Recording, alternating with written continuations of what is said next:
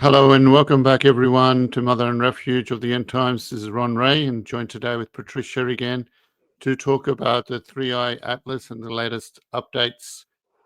Thanks for joining us, Patricia. It's good to be here. Thank you, Ron.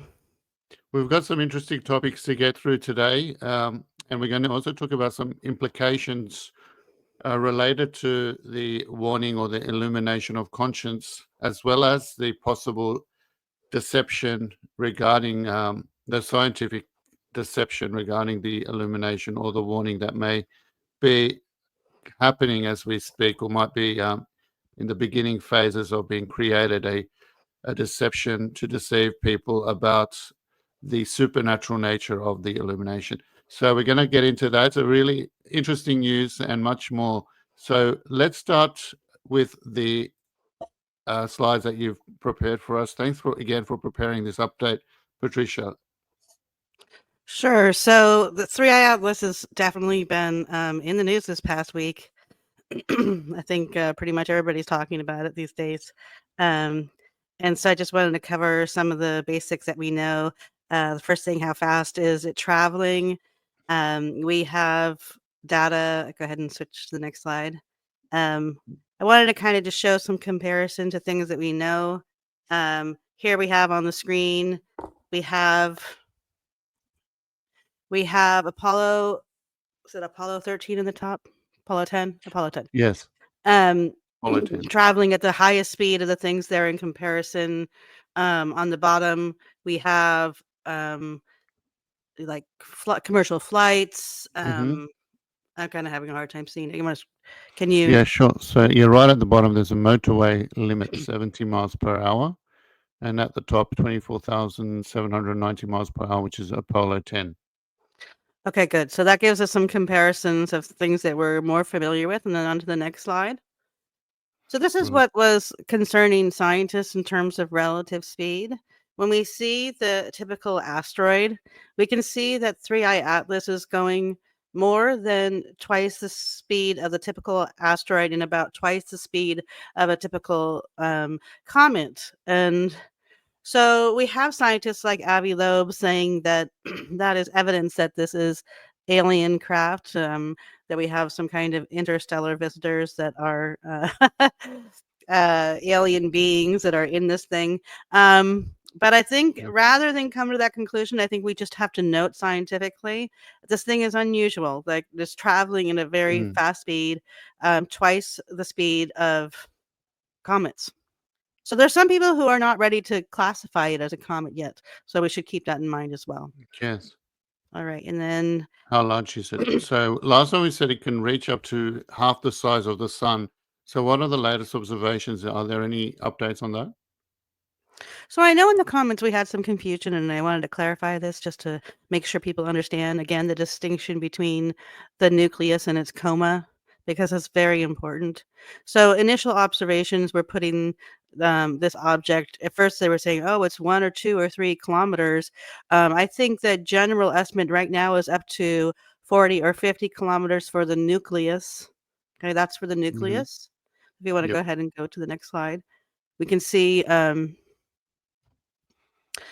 that the nucleus is different than the coma. And normally, when we said this in the last show, that the coma is usually not much bigger than the nucleus. But what we are seeing in this object is that the coma is being seen as enormous, at least from some of the telescopes. And we had it estimated that it is in diameter about half the size of the sun. Okay, so but we're not saying that the nucleus is that size. Okay, so it's really important that people make that distinction because we had some confusion. I think we were very clear about that during our last episode. But anyway, are they saying that the coma is starting to increase, or I think I heard that the tail is increasing as well? So if we go forward a couple slides, this is the original picture from the Hubble's telescope, estimated at 5, and then this was the image gathered later on from the X telescope, in which it was estimated at about 500,000 kilometers for the coma. And here is the newest picture that we have coming out of a telescope down in South America. And as you say, they're beginning to see some kind of tail form.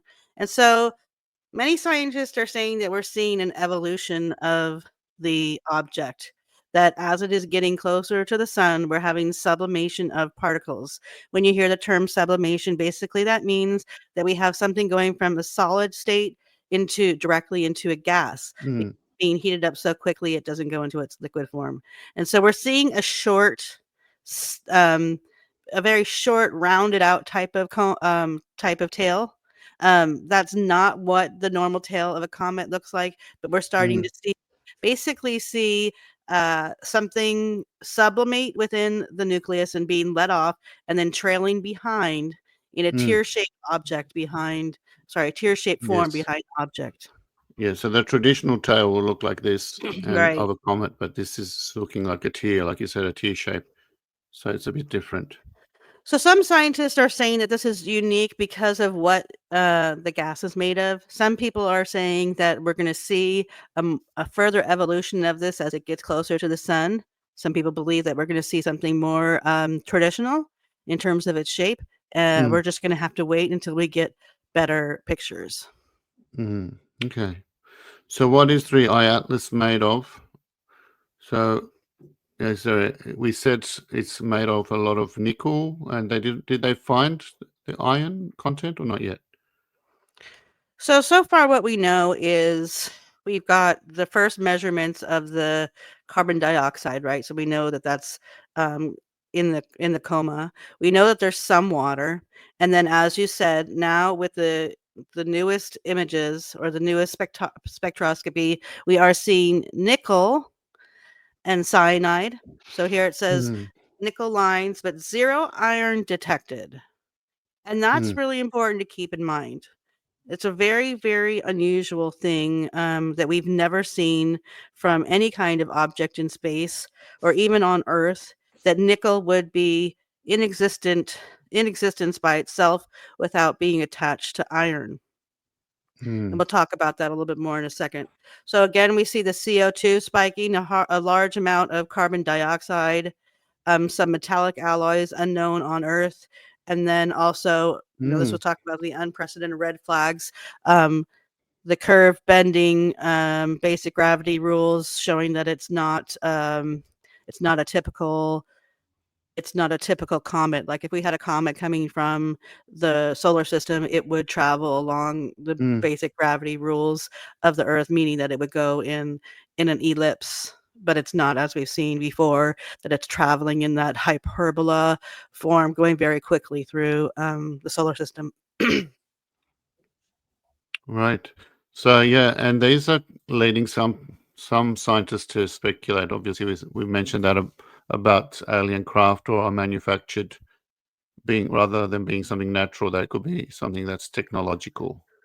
So if I were a scientist and I were open to the idea of aliens, I think I would be keeping that as a large possibility at this point, personally, um, if that's something that I was open to. Um, and the reason being this is that the trajectory of this object, it's so unusual. So if I was looking at it from just random probability, what's the probability that this object is going to be traveling along almost the same line as the ecliptic plane? I find that to be extremely unusual, and that would make me very suspicious that this was something done intentionally. Mm. Um, and I mean, other scientists could just say, "Look, it's probability, it's random," So So yes, can it's you explain unusual. that, what you mean by the circuit that it's taking through this diagram? Does this show anything about? Yeah, so if you look at the planets, right? When we look at the planets, it's really unusual. Like if you can think about the universe, let's say that outside the universe there were like a sphere. They used to think that way, right? They used to Yes. think that the stars were on a fixed point in the sphere. That's what Plato said, right? And Yep. then you have this like slice through the sphere, and it's like basically on one slice that all the planets are circulating. They're not Yes. on different planes, they're on one plane through the solar system, which is really unusual. It's not what Hmm. you would really expect if you were just to think about, okay, if these planets are just orbiting the sun, Why are they all on the same plane? Okay, so Yeah. the planets have their reason for doing that. So because of the sun and because the way gravity works and the way that they go around the sun.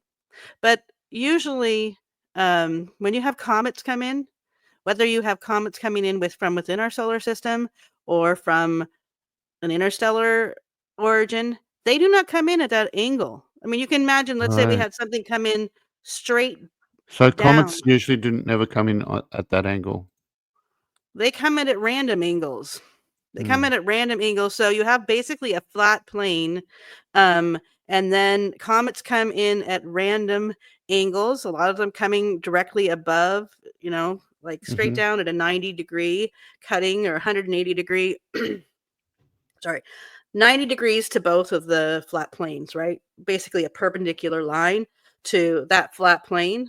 Hmm. So then you have the possibility, okay, if you have something here, then you have all the possibility of everything in this direction, right? And then you have Mm. all the possibility going in the other direction. And then you have all the possibility, and then you have, in all of that, you have all these different possibilities of angles in which the comets can be coming down to that plane.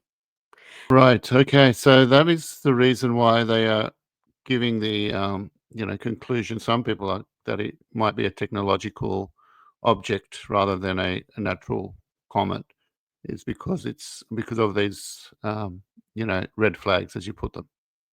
Yeah, so that the trajectory is very unusual. And then the nickel substance. So if you look on the slides, I had put some information about how we manufacture nickel in on the earth. Okay, we don't have any source of nickel as a pure or very pure at all. If you look at the Hmm. chart that I provided, you'll see that the highest percent of nickel that we have in any kind of, even when we've manufactured something down, is 30%.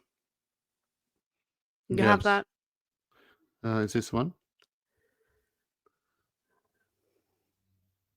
Oh wait, you can't see it. Sorry, I haven't shared it yet. This one. Okay, so this first thing is explaining how do we come up with nickel alloys. so So if we look at, so I thought that this is something that I'm sure scientists are thinking about, right? So Hmm. how is it that nickel becomes separated from iron? It's basically the question. If we want nickel to be separated from iron, how do we do it in our manufacturing? So in our manufacturing, we have to crush the nickel combined with iron to 5 to 20 millimeter particle size. Then we have to mix it with magnesium. So this is interesting to me. Mm. You have to mix it with magnesium before you heat it. And then you have to heat it all the way up to about 1,000 degrees centigrade. And then you also have Wow. to apply a vacuum to it. Really? And basically, with the magnesium there, it helps separate the nickel out away from the iron. So you can't do this without applying magnesium to the product. So this is how we would Interesting. separate nickel from iron in our processes. And Hmm. this is what Avi Loeb is saying is, look, the way that we do this in our manufacturing is so complicated. It's so complicated. So here we have point number 1. All natural comets previously observed have always contained both nickel and iron. Mm. Always, no exception. On Earth, we see nickel separated from iron. We never see nickel separated iron except as a result of very complex industrial processes. And then the third, when objects are birthed from supernovas, in the very beginning of their creation, they always come with nickel and iron together. So this is Mm. a very strong argument also in favor of Avi Loeb's argumentation, which is why is it that we all of a sudden have this object that has nickel? Mm. And It's it's a a pure very form of nickel, or they haven't. pure, Have they yeah. found any iron whatsoever, or not yet? No, Yeah. no, they're only seeing nickel. Well, some people were saying that the iron could possibly be deep within the nucleus or the core. So So that's the an option. question I would have, would be this. How, if the iron is in the core of the object, what is the chemical process taking place on this object that allows the iron to be let free, because normally it doesn't do Okay. so. So that's what we're going to have to see. Normally So it's an alloy meaning that it's like a compound of atoms, right? So they're right, always found together. Yeah. alloy means it's combined with some other object, Metal compound. Yeah. and then the the pure, it gets, you can still have an alloy, but you can still have a 99% Sure. nickel alloy or 90% nickel alloy, but they're not seeing iron. So when we look at the mysteries to be solved, first, where's the long tail? I think these are all excellent questions scientifically. Where's the long tail? Why is the primary gas carbon dioxide? We've never seen that before, and we know that it's 95% carbon dioxide and 5% water. Why is this not water dominated as in with all other comets? Why is nickel present without iron? And what is the huge coma made of, and is it dangerous in any way? Those are questions I think are, at this point, mysteries for us. Yeah. And go ahead. We discussed the coma briefly last time.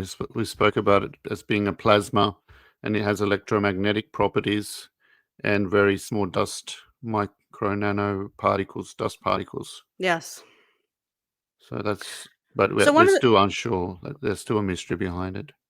Yeah, and so with every input we get, right, with every telescope that makes an observation, we get more information.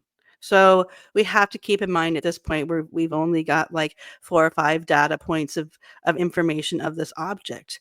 And we have to keep in mind that as it's getting closer to the sun, we're going to see this object change. We're going to see different gases come off of the nucleus, which will give us more information about what you're talking about, which is what is further down, what is beneath the surface of the next surface on the nucleus, because it's only letting off certain particles. And maybe I think there's two about the nickel. I think there's Yes. two possibilities that I think of. The first is what you're saying, is that somehow this object contains chemicals and the right composition so that nickel is being sublimated at a faster rate than iron, and the iron is somehow further down inside the nucleus. That's possibility number one. And for me, possibility number two is, was this object formed in a place from which we've never received an object that we've observed? So everything else we've seen from now at this point has all come from a similar place. Maybe this thing is really from a different type of environment. And so maybe it is an environment where nickel is present without an iron from the very start, because of the unique conditions that were present from wherever it came. Yeah, so there's a lot of mysteries there, and like you said, there's only 5 data points. So the more we find out about it, I think the more it will start to make sense scientifically. So the trajectory is very interesting to me. But we know that in the beginning, very soon, I think it's in less than 30 days, we are going to see this object pass by Mars. And Mars has 2 telescopes that are going around Mars itself. And NASA is going to be able to use them to take pictures of 3I Atlas as it passes. And it's going to be pretty close to it. So in about, I think, 3.5 weeks, we are going to get some very good information about 3I Atlas when it passes by Mars. So Mars is this red planet here that we see, right? This red planet. Yeah, and this is interesting about Mars being red, is that they are saying that right now that this object is also red, and that its composition of all the planets, it's closely matched with Mars. And so there are some people who are, saying this is very interesting, that you've got something that's similar to Mars and it's going to pass by Mars. That's also just interesting to note. Do we know whether it's going to go is it going to be close to the moons of Mars, or is there a possibility of any kind of collision with moons or other objects in space? It is not going to be close enough, no. I think it's 0.2 astronomical units away from Mars at its closest flyby, so it's not physically close. But Mm. Avi Avi Loeb says that if this is from aliens, he said that they might direct the object to try to land on Mars at some point or get closer to it if itself if it Mm. has some kind of nuclear powered like inside the nucleus it's being controlled, that it could come off of its trajectory to get closer. To Mars. But I'm going to say that's not really a possibility He's because I thinking don't like believe in aliens. science fiction at the moment. He's been influenced by science fiction, I guess, like the majority of people out there. So, anyways, so this is the probe. Is that a probe Yeah, of so some there's sort? two. There's Maven, and then the next one is High Rise, That's and I think most of the they're images going are going to around come Mars from at the moment. yeah, most of the images are going to come from High Rise. So it's And October here's the 29 perihelion. That means it's closest point, or is it? Or am I wrong? October 29th is the perihelion. That is when it's closest to the sun. To the sun. Okay. So there might be a big bang in the sky. Pardon the pun. Well, Avi Loeb says that it's going behind the sun to hide from us for a while. While it Yeah, he does what says it if we don't does. see it coming back out from the other side of the Yes, have sun, you then it seen that? could be hiding. Yeah, I saw that somewhere. So that's going to be the telling point, whether it's going to stay behind the sun or disappear. Then we'll know it's definitely a intelligent. Oh, yeah, we're going to talk about that, the intelligence and consciousness of Yes, we are. planetary bodies and how they can use this to detract from the warning when that happens. So it's quite fascinating. All right, let's move on first. Other important related questions. Question 1. Do planets here we go. Do planets and interstellar objects have consciousness? So there's a lot of talk now from these so-called scientists, I'll call like quasi-scientific talk, that the planets or asteroids and comets have consciousness. Why are they saying that? What's happening? Is this all a new age thing, or does it have any scientific basis? So Stephen Burns is, I mean, he's somebody who I watch because I think his theories are very interesting. He has a lot of study on the energy of the sun and the sunstorms that come off the sun and how they affect the earth. And I respect a lot of what he has to say. Mm, But then he goes on to say that when you look at in his opinion, when you look at quantum physics, he believes that all particles have consciousness, and he actually says consciousness and free will in his on oh, his video. wow. So Um, is that some kind of pantheism, or am I incorrect in my theological terminology? yeah, That's I would different. say that theologically, in the end, it is a form of pantheism. But I think for scientists who look at the human mind and scientists, those who are atheists and don't believe in God, Yes. then they're going to reduce the mind and the human consciousness Yes. to the operations of the brain. And when you look at the operations of the brain, we see a lot of neural networks and interconnectivity with electricity. And Yes. they will reduce the human mind and its thinking to the output of the brain system. So just Mm, like the brain is the system of your body and you have your consciousness, he also believes that the sun has its own consciousness and the planets and mm, everything that has existence, even to this. yes. He even says to the smallest particle. And he talks about the electrons and when things make choices, like when you have a probability of something either being charged or not charged. He says that comes down to a choice. Yeah. He says it's a choice of the So I particle. guess that's one of the areas, or one of the ways that atheism can take people to the completely other opposite side of God, is that they can't fathom that there is a God that creates things in a beautiful order and pattern that repeats itself. So they go to the opposite extreme and think that objects have consciousness rather than a God that's putting everything in order, and the great watchmaker, as we say, that God is. Um, so yeah, so they're going to the extreme opposite direction because they fail, or they don't. It seems like they don't want to believe in God, so they need to make some other theories to explain the purpose of creation and how everything is set in this magnificent order that can't be explained otherwise.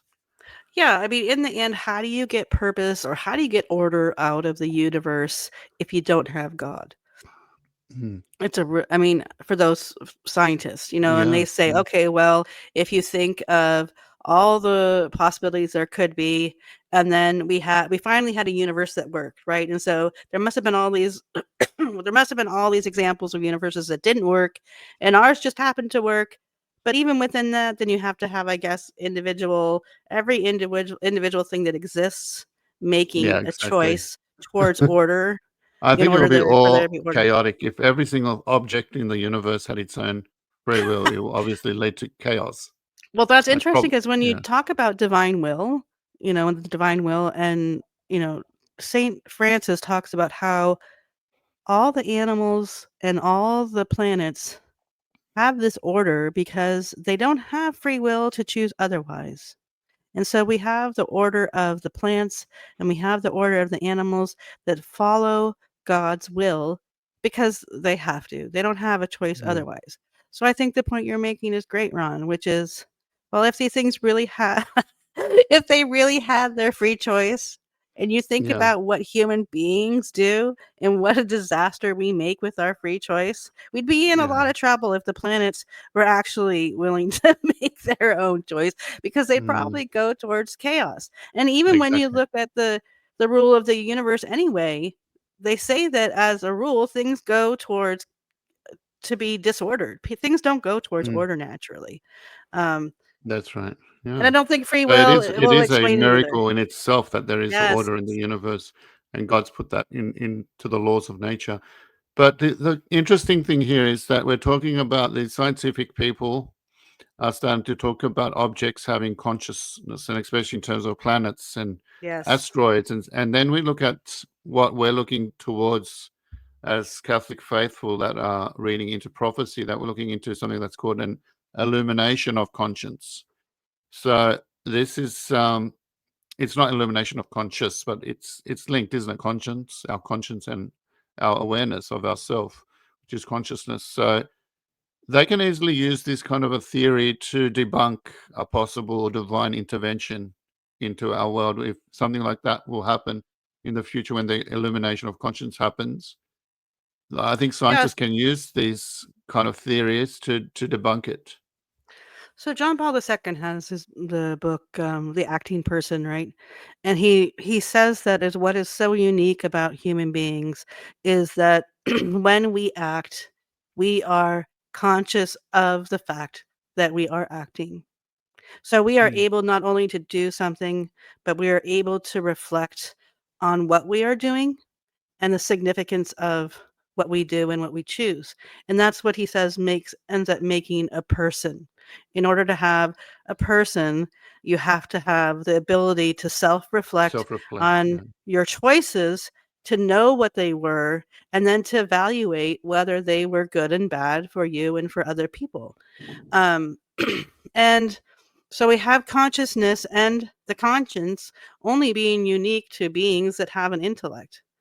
Mm, But then we see these scientists, like you say, Ron, that if they start to like talk about consciousness in this very broad sense, okay, so there's Stephen Burns. mm, Are you able yeah. to play his clip here? I'll see if I can, but you continue your train of thought, and I'll see if I can do it from my side. So if they're saying that all these other objects are acting people too, in some sense, then you can see how if there comes a point in which we have the illumination of conscience, right? Mm, That scientists who believe in this consciousness could say that it's just some kind of wave of energy that went through the entire universe and is causing this great, like, more a greater reflection on oneself, right? yeah. And it's true for all beings in the universe, including the planets, in order to make, a choice for the good, because that's what things need to do for their own survival, Yeah. Yeah. and what's good for them. That we've just had this pulse like go through the entire universe, and the fact that we're attaching guilt to it is only a product of Yeah, religion and not that's consciousness. right. Well, yeah, so it's very easy to see how the narrative can be manipulated by the mass media and by atheists, to make out that the warning wasn't from God, or that any supernatural event isn't from God. They can use it to rationalize anything as being, a natural rather than supernatural occurrence. So this is When just, I thought it was an interesting example of what could possibly be taking place, or that we don't know how the devil is working in the background, putting these ideas out and making them popular at the right time, because a lot of people are talking about, the warning could be soon, we don't know when exactly, but it could be in the next, could be a month's time, it could be in years, but it could, it's around the corner. We don't know exactly when, but these ideas are starting to be propagated, and we don't know. Obviously, the devil has a part in putting out these false ideas to help with his ultimate plan and narrative as well, to debunk and to reduce the impact or the effectiveness of God's, warning upon souls. Well, if you listen to Stephen Stephen Burns talk, I mean, he's quite serious about this. So, Mm, maybe like yeah, 2 years ago was the first time I was hearing, "Oh, okay, well, maybe science will come up with something to make it seem like it was a worldwide hallucination, yeah, or they come up with scientific reasons why this wasn't what we thought it was." So, I think we should watch Stephen Burns and see him actually talk in this way, because he's a PhD in his field. yeah. I don't have the actual clip available with me, but anyway, people can go in and watch him. So if you want, there's a lot of his videos. I think he talks about it in a lot of his videos, but I'm not sure if there's one in particular. We can post it in our descriptions. Well, I don't have Yeah, it I think it's ready. very important for people to be aware, because I know some of our listeners had posted his videos, which I do watch myself, but then also hoping that they understand where he is also going off track. Mm, mm. Excellent. Okay, well, that's what we wanted to cover today. I'm not sure if there's anything else you want to say to wrap up with. I also wanted to talk about the alien deception. So I know that Daniel O'Connor, he goes through, I have not read his book, but I've seen some of his videos. And, he's talking about how if one accepts that aliens exist, what do you do with Jesus Christ as the savior of all? That's Um, right. and Yeah. that he died for all human beings. Would God have just come to the earth only, and then there's other beings in the universe that have the capacity for intellectual thought, but then they are not included in the salvation history? Um, he says that that would undermine the Catholic faith. He felt that it also undermined the Immaculate Conception, because Mm, when we look at the Immaculate Conception in Our Lady, she is the mother of Christ, and then she is the mother of the entire church. And our relationship that's to right. her is as her children, and she is the queen of the universe. She is the queen of all things. And so, if we posit that there is another universe, another solar Mm, system out there that contains intellectual beings, well, then what are we going to do? We're going to posit another incarnation, and then what? We're going to mm, posit another woman, yeah. another Mary, like another Mary, It's a another dilemma, Jesus. isn't it? Yeah. It starts to really sound wrong. And I know that there are some popular apologists out there who are open to the idea of aliens, but I think when you think it out, it would undermine the Catholic faith. What are your thoughts, Ron? Yes, definitely. Definitely. It does undermine the Catholic faith. Yeah, I tend to agree completely with what Daniel O'Connor says about the topic. And his book is called, Only Man Bears His Image. The image of God is Mm, only man bears the image of God. And he goes into quite detail about how, if aliens existed, that will not be true. That, that major premises in the Bible that kind of underlines and is a foundation for the rest of the whole salvation history is kind of like debunked. right. Then, So then we would have other beings who were created with intellect, and that they would be looking different than us, and then it wouldn't be true anymore that we were the unique beings created yeah, in yeah, the image of God. Showing some of the evidence that Avi Loeb is using. I am not making that conclusion, but I'm saying that there are some really unusual things, attributes about Three-Eye Atlas that have got to be making scientists question, how is this possible? Mm, How is this possible? Um, and if we don't posit aliens, then we have to posit possible other reasons why we can have an object with this huge a yeah. coma that is made out of carbon dioxide, unlike anything else. You know, maybe it's just we haven't seen enough things, really. I mean, if you Mm, look at the number of interstellar objects that we've observed, this is only our third one. This is our that's third right. interstellar Yeah. object. So we're really kind of limiting us to this is only object 3. We haven't even had a large enough sample size. So yes, it's unusual, but we really haven't observed interstellar things. Mm, mm, So who knows what we might see in terms of where things are coming from and what they're made out of. Um, that's right. the And like I trajectory. said, Go ahead. yeah, like I said in our last episode, we don't know the magnitude of God's creation and what God can do. We can't put a limit on God. I'm not talking in terms of God creating other life, but like the amazing nature that He's created outside of the solar system. We don't know. Like it's diverse, it's amazing, and it all goes to glorify God. Like the Psalms say, heaven and earth, all God's creations glorify God. And the same thing is with things that we don't know about in God's creation. So obviously, we're going to continue to learn about God's creation, and when we do, we continue to glorify God and say Yeah, how and amazing He is that He makes these things that we can't possibly comprehend. yeah, and in that way, what you're saying, maybe that's a function of pride. If we are saying we expect this, Mm, and we can't possibly imagine that somewhere in the universe something else could exist and be different, than what we've previously seen, then maybe we're limiting God's creation.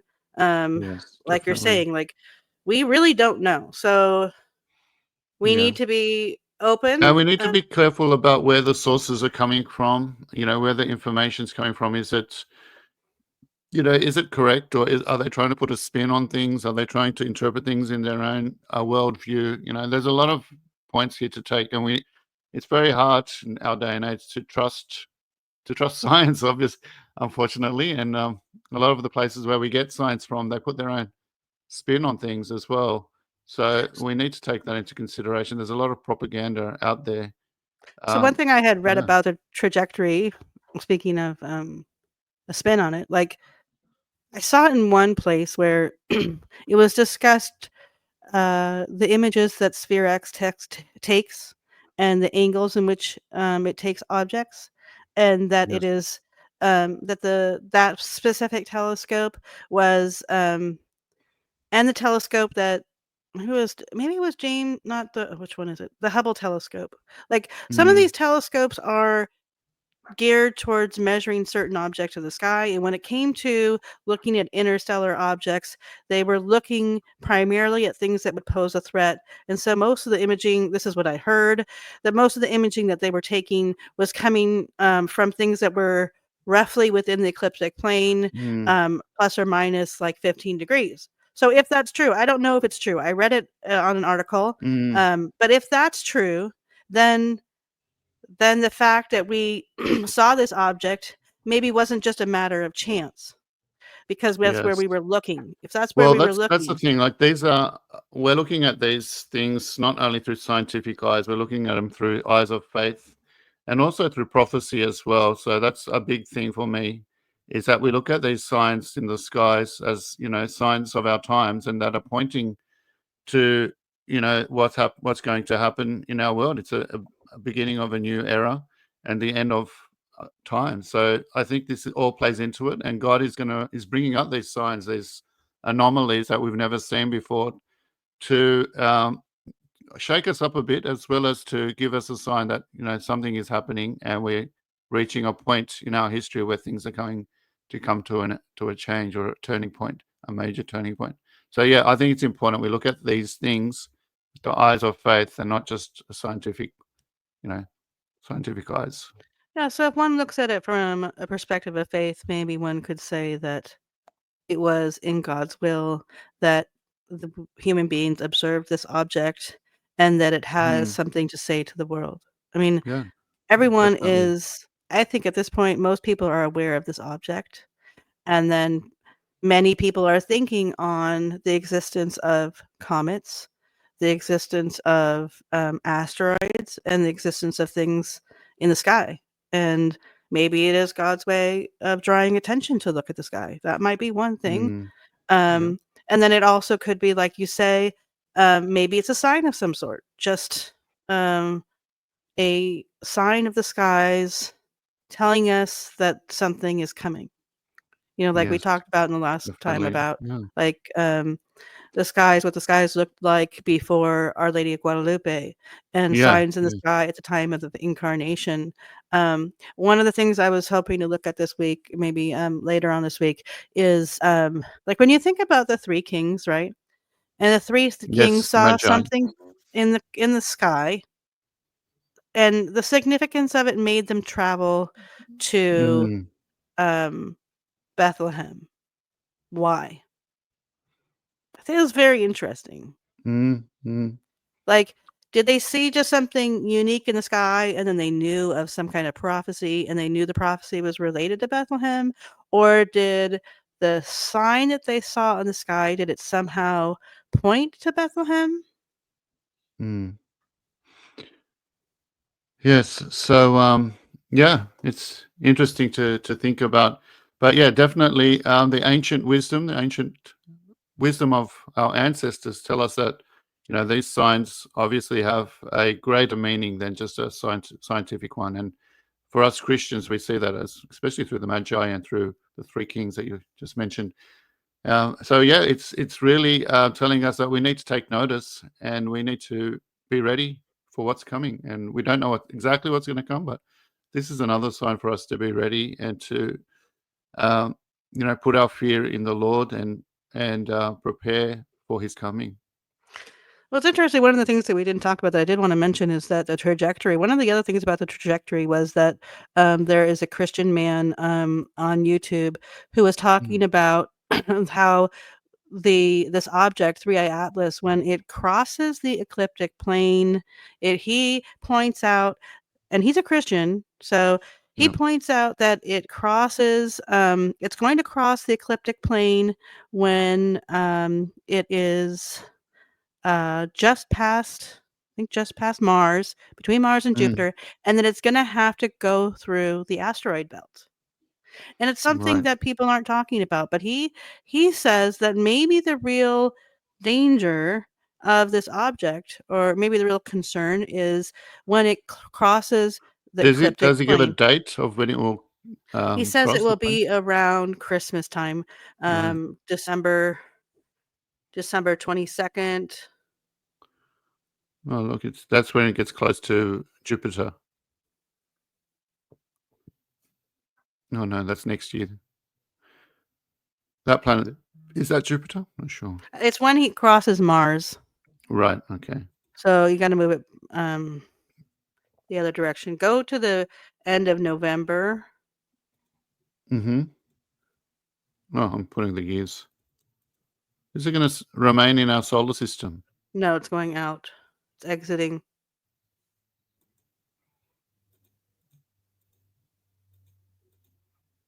That's no December. Yeah, so right there, it's hard to tell, but if you go on, Christmas. Yeah, it's yeah, almost there in you can line. see it Christmas. there. Oh wow, it is perfectly in line with the plane of the Yeah, you of the can start to planets. see it when you So rotate it. Christmas this year. What does that mean anything? Would something happen when it crosses the plane? So he's a Christian, and I don't believe he was Catholic, but he was saying that he felt that there could be something significant happen right around Christmas. He was December 15th to 20th when it's crossing the asteroid belt, because there's so many asteroids in the asteroid belt. So Yeah. one would have to, I looked a little bit into the density. I mean, there is a number of objects in the asteroid belt, and I think that we're gonna have to see what the size of the nucleus of this object is, and whether if the coma, Mm, like, were to be in the asteroid belt, can it can it throw things off? You know, he was talking about there being a Right. possible collision at that Ah, point with an asteroid, from the asteroid belt. an asteroid belt, and kind of causing, like, he explained, like a pool ball effect where Wow. one thing would be hitting another and then could throw off the system, and then possibly cause earthquakes, on the Earth, just from the fact that there's, like, this shaking up of, the balance of the solar system. Wow. Wow. Sounds very interesting. And I shared a video with you today with on Jonathan Kahn, who's a rabbi, Jewish convert who's become Christian, and he's talking about will the rapture happen on September 23, the Jewish feast of the trumpet. So we know that a lot of these big events happen during Jewish feasts, and he's saying there's a lot of Christians out there that are making a big deal. It's going viral about September the 23rd. I think it's the feast of the trumpets. And when we talk about trumpets, we can think about the 6 or 7 trumpets of the apocalypse, which signify the great chastisements of the apocalypse. But some Christians are talking about the rapture taking place during the 23rd of September, and it's supposed to be a big thing that's been discussed at the moment. Have you heard of that? I have. And so when we look at the major feasts of the Jewish faith, we have then those feasts being fulfilled in Christianity. And we have like 4 of those feasts being literally already fulfilled in terms of things like the Passover. Like we see that then converts to Jesus's life, I mean, his death and resurrection. Mhm. Um, when I looked into Rosh Hashanah, which is the feast day coming up on the 23rd, um, Yep.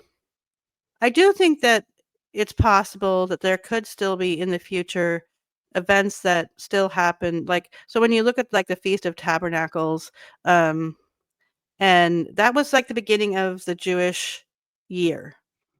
And so Mm. they had days of celebration like we have in the beginning of our new year. That's when their new year was.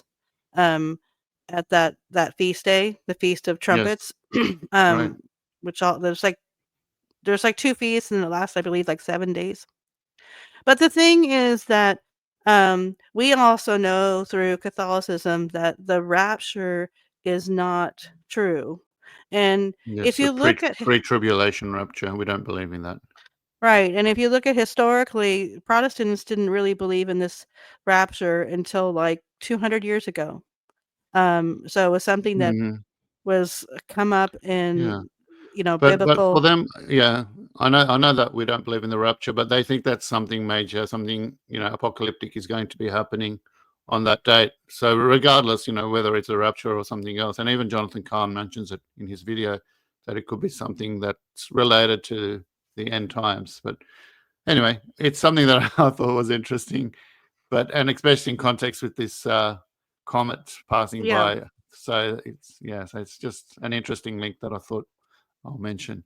But It would be anyway, int go it on. would be interesting to ask somebody like Scott Hahn about, the fulfillment of the dates relating to the Jewish feasts and Mm, whether they continue to have the same significance, um, in the new covenant. Um, I'd be interested yeah, in asking yeah. him Well, that question. a lot of the Protestant scholars that look at astronomy, that they do Yes. feel that it has a big link to the second coming as well. Like it had a great link with the first coming, or the Jewish festivals linked up with Christ's birth, death, and resurrection, and they feel that it also is linked in with, with the second coming, or the eschatology. Yeah, Yeah, I think somebody like, Scott Hahn would be the person to ask because yeah, oh yeah, he does a definitely. lot of studies on how the feasts were fulfilled and how they were changed. And then so I know that's true of the, like, the first 4 feasts of, Judaism, but when we go on to talk about things that haven't been fulfilled that are gonna be fulfilled with the coming, of Christ in the end times, Mm, will there then be a correlation still with the Jewish calendar? It's an excellent question. yeah, I yeah, don't know the answer to that. yeah. Okay, so let's wrap up now because we're reaching the end of the hour. Any final words? Patricia? I think it's really interesting about the warning, how the warning will come Yeah. about, in terms of being aware of the things that are happening in the sky. And that Yes. app that you Yeah. had, which is the Sky Live, you can Yeah. also Yeah. take a look at that app, and when you come into the app at theskylive.com, you can look at all the comets that are Yeah. currently It's not present. only 3i Atlas, there's other comets or astronomical bodies that you can see, So that's also including very interesting. constellations. That's right, like constellations.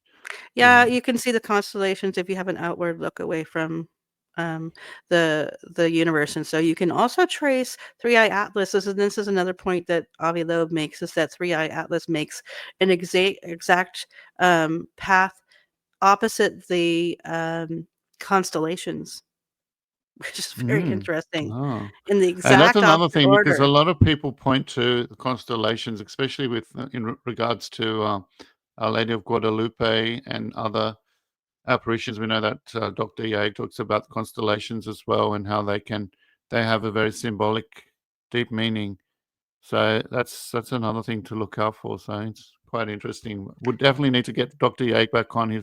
Hopefully he'll be coming back on next month, but he's still doing research, and he's not prepared to make any statements at the moment.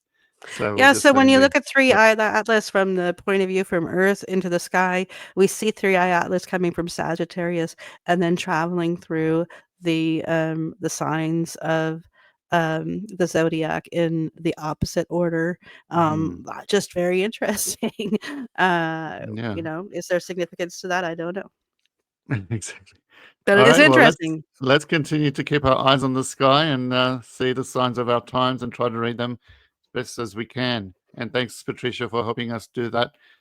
Even though we're still limited and we're still trying to learn the science of learning the science of the sky. So thanks everyone for joining us, and we know everyone's very grateful for having you on, Patricia, and You're breaking welcome. down your research with us. You're welcome. Take care, everyone. Till next time, God bless you all. God bless.